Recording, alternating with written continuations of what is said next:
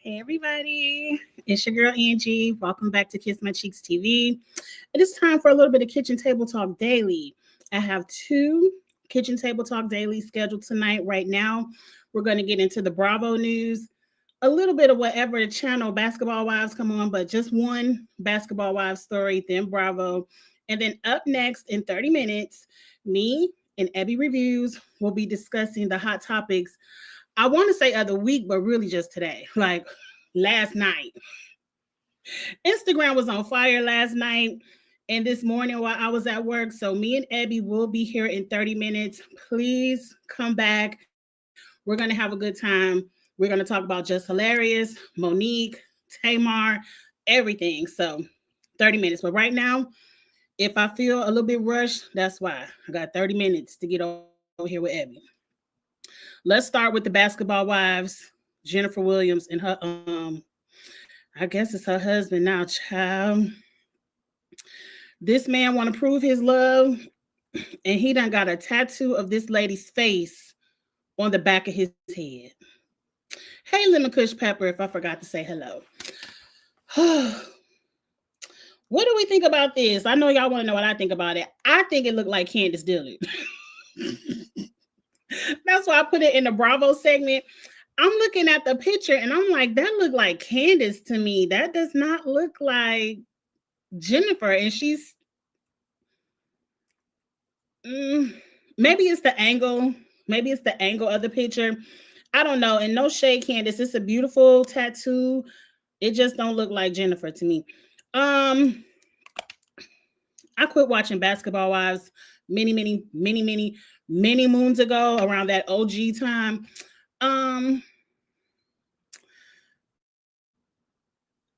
I would say I want it better for you, but you like, I feel like you like to be tortured. I think you like your soul to be tortured. So once the crash is over, you can play victim, because the flags aren't even red anymore. It's like police sirens in your ear. Isn't this man going to jail? Didn't he just do a Ponzi scheme? Like, the police sirens are in your ear, Jennifer, and you're still, you still married this man. I guess you like Portia. Love wins. Y'all are in that Williams family. Love wins, I guess. But a Ponzi scheme too. So to me, I'd be worried he gonna take a little bit of coins you got left in your bank account. I think Jennifer has long coins though, because she ain't got no job. But anyway, Angie, I don't like it. That's my opinion. I don't like it. But if you like it, you know the good old saying, if you like it, I love it for you. Let's get into the Bravo news. I want to go to Candy first. First off, shout out to Candy. I couldn't find the article from yesterday, but we're going to just use this picture for now. Shout out to Candy. She has a development deal with NBC Universal. They're going to be developing their own content. I can't recall if it's going to be reality or scripted. I kind of hope it's scripted. The reality lane is so crowded. I want some of y'all to come out. Unless, Candy, you get us some good Black competition shows. Like if you create an all-Black Traders or an all-Black Big Brother, I think that would be, you probably can't do that over at NBC because Big Brother is a part of CBS. But you know, Candy, if it was some kind of competition, but I'm interested in what you and Todd could come up with scripted. And congratulations for that. We've seen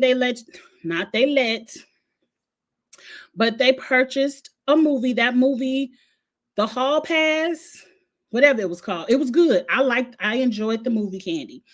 The Pass, that was good, and that came out over on Peacock. and I believe that's the NBC Universal. They done merged and split and combined so much. But hey, Glenda girl, but congratulations to Candy. I want to get into this, what she said about Portia and Shamia, because I didn't think about it that way until Candy said it. We're gonna listen to it a little bit. I probably won't play the whole thing, but Candy, the question to Candy was, are Portia and Shamia still cool because Portia did not promote Shamia's music project that I think is getting ready to be released this Friday, or it was released last Friday. And again, if you want to see the picture, it's right here. There's Shamia right there. That was her new song. I enjoyed the song. Check it out. But Portia did not post to support Shamia's new single. And they want to know if they fell out. Let's listen to what Candy says, and then I'm going to get my... I love how you support your friends. Can you give us your opinion on why Portia hasn't supported Shamia's new song like everyone else on her page? She hasn't?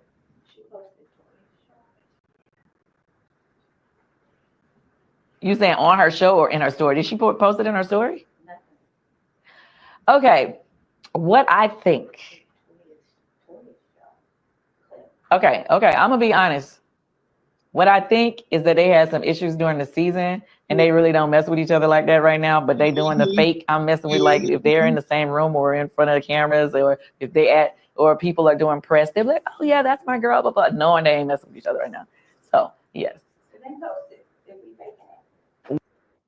So what Candy is saying that I forgot about is they're under contract, and I'm sure under some kind of NDA where they can't spoil what's going to happen in the remainder of the season now. Like, they probably did fall out in the season, because remember, Shamia is going to have a sit down with Portia at some point this season where Shamia going to tell Portia about herself. And I can't wait to see that, because I've always said Portia is not your friend. Portia is not a girl's girl. Portia only gives a damn about herself.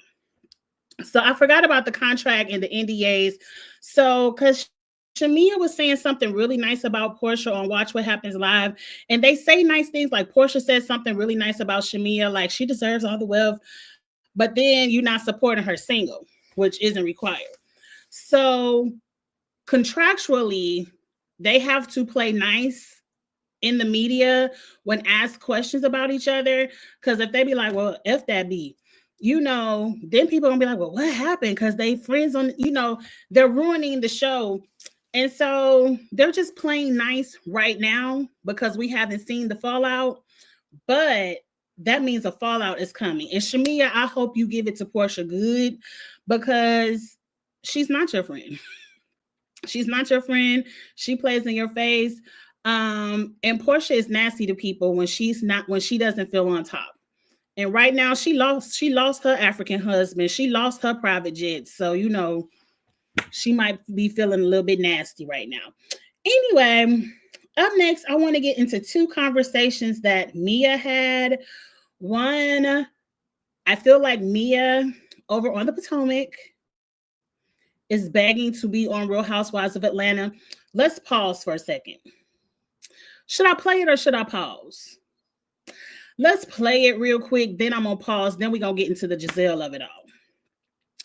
But I feel like she's begging and pleading. I feel like you do live a little bit in the ATL and you be on them spirit planes, like Giselle said, in the back, flying back and forth, back, forth and forth to Potomac. And so you kind of like, it's a little bit cheaper out here in the ATL. Let me come film with these ladies. Let's listen. Then I'm going to give my 2 cents, because Mia, I'm going to give my 2. Let's listen first. I done quit sharing the damn screen. Hold on. We're going to listen first, then give the comment. Okay. I'm getting new. I'm learning. I'm learning. Okay. They were showing ATL, the way the girls were showing up, they look good. I just felt like they liked each other. They looked like they were real friends. I'm like, I'm gonna be a part of the real friend crew. You know what I mean? And they a little shady.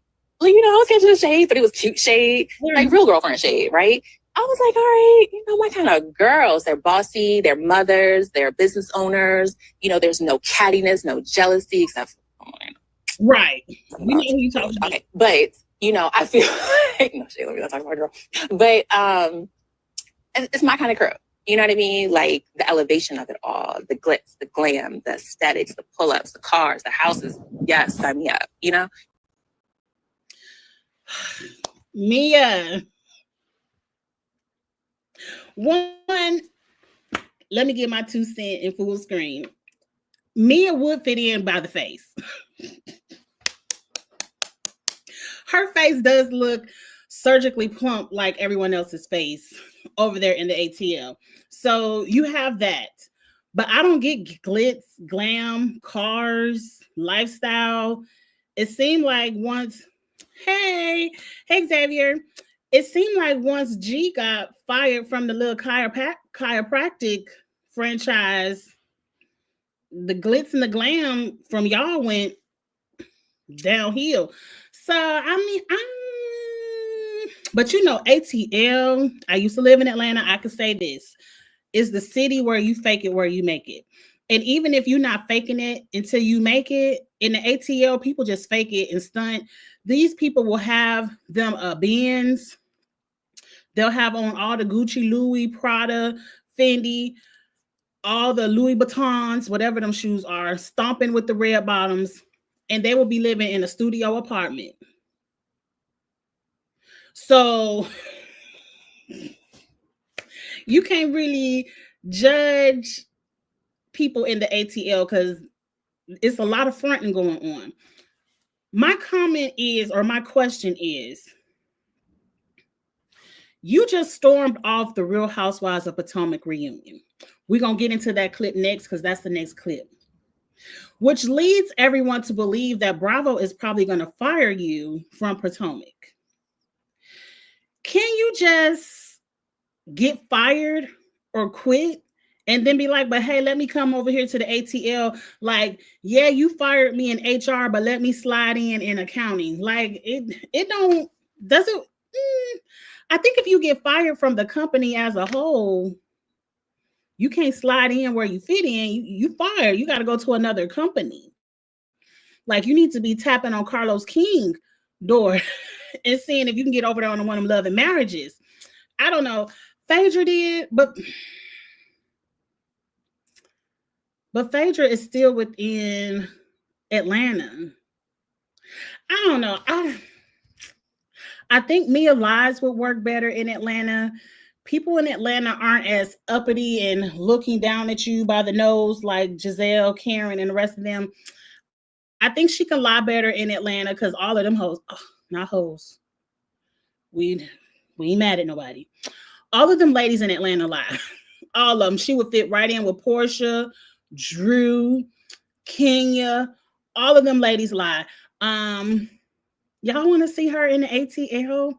I do think she would kind of get ate up. Because one thing I'll say for sure, that throwing drinks, throwing lettuce, the ladies in the ATL throw hands. They throw hands. You wouldn't be able to get away with your shenanigans of Potomac with the ATL ladies. These ladies read. These ladies are cutthroat. Kenya brought a cookie lady that was cheating, maybe not, with Tanya's man to the show to confront her. These ladies play dirty in the ATL. Portia is stealing husbands.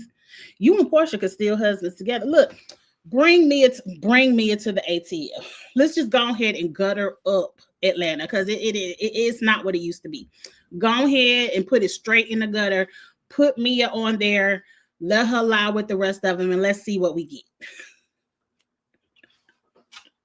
I don't know. Get in the comments and let me know what y'all think.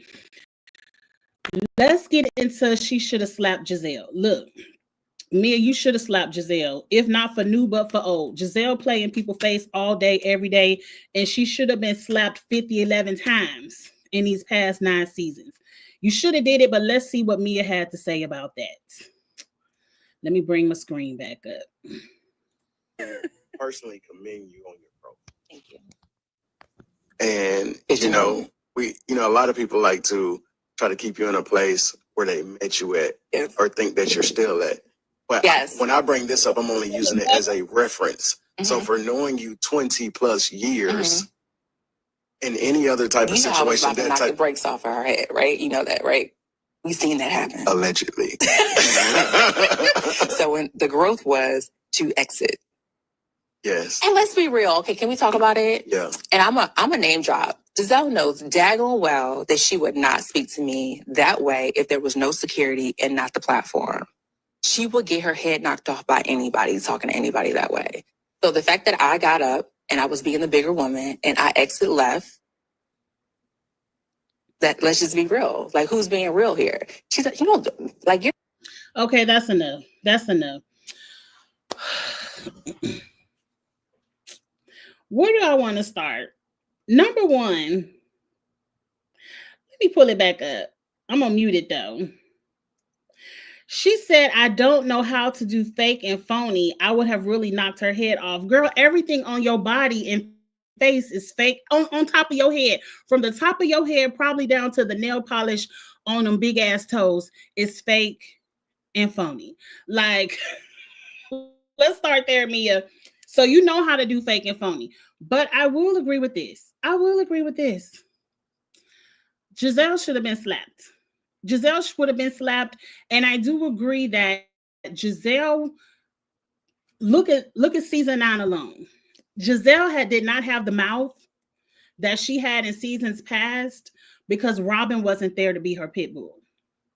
Mia called this lady's daughters whores to her face on multiple occasions. And she sat back on mute. Didn't do a damn thing, didn't say a damn thing. It wasn't until Wendy or somebody else would say something and Giselle be like, yeah.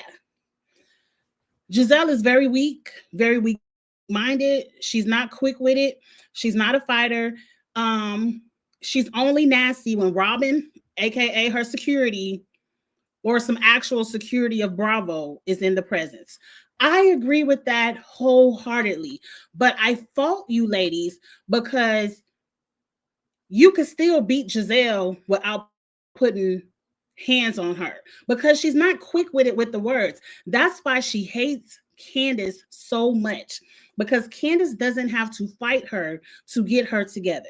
Candace checks Giselle verbally constantly. Now, sometimes Candace will go off track and the checking get misconstrued, but Candace defeats Giselle every time with her words. You ladies can do the same. Wendy, Mia, all of you ladies can do the same. Her pit bull wasn't there and you still let that lady slide. Now, mind you, I don't think you walked off of that stage because you are grown or you have grew. You walked off of that stage because you couldn't handle the heat. It ain't have nothing to do with Giselle calling you a bad mother, because guess what? Them feet gonna get to stomping because people have been calling you a bad mother all over the internet. Every time I see you, I'm like, look at that bad mother. So you're gonna constantly be stomping them feet if that's all it takes for you to walk away. So I don't believe that at all. I believe you couldn't take the heat. You couldn't lie your way out of these lies. Your story was finally to a point where it was just too fraudulent that we ain't want to play because we don't want to play with people's kids. So I think that's why you walked off the stage. But girl, take a page out of Nini's book when she said you was choking people, but did you see me? Was there a camera around? Y'all can't ever catch Giselle coming out the grocery store, coming out the Marshalls or the Ross, because you know that's where she shopped. You can't ever catch her in the parking lot. I don't condone violence. Don't nobody touch Giselle. But if don't nobody else on the Bravo franchise deserve it, that lady does. And I'm gonna leave that there because I'm not about to get nasty with Giselle. This was about Mia. I seen these things floating around social media the other day, and I just wanted to come out here and give my 2 cents. I would enjoy if you all put your 2 cents in the comments. Let me know what you think. I'm about to get off of here. 10 minutes until it's time for me and Abby to cut up and have a good time on some more hot topics again. In 10 minutes, me and Abby will be back for Kitchen Table Talk Daily. We're going to be talking Just Hilarious, Tamar Braxton versus Tony Braxton, Monique and Tyler Perry again. It's a lot of topics up. I think we're going to dabble on Kanye. I'm gonna see if Ebby want to talk about Kanye and his foolishness. If not, we're gonna let that go. But we just gonna, me and Ebby always have a good time, so please come back. With that being said, please like the video, get in the comments if you're on the rewatch gang, subscribe if this is your first time. I would appreciate all of your support, and I'll see y'all later. Have a good night, y'all. Bye.